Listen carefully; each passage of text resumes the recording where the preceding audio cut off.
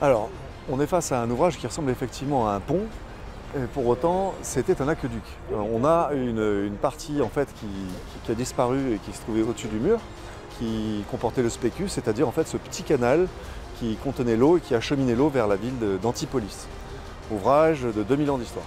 Il s'est fortement dégradé depuis la fin du siècle dernier. Bon, dans son ensemble, il est quand même resté en bel état.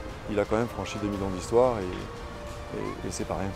L'histoire a débuté avec la Fondation du patrimoine dans la mesure où c'est un patrimoine rare. Il y a peu de patrimoine antique dans la région. Donc il était absolument essentiel pour nous, Fondation du patrimoine, d'accompagner la CASA dans leur projet de restauration. Il a été mentionné, averti que son état se délabrait fortement et qu'il en allait de son état de ruine. Les fronts d'arc, ce que vous voyez, les deux arches de part et d'autre, sont là pour maintenir la douelle, sont là pour maintenir le tablier et le pont, et n'y étaient plus. Les pierres que vous voyez sur le front d'arc sont neuves, sont vieillies, mais sont neuves.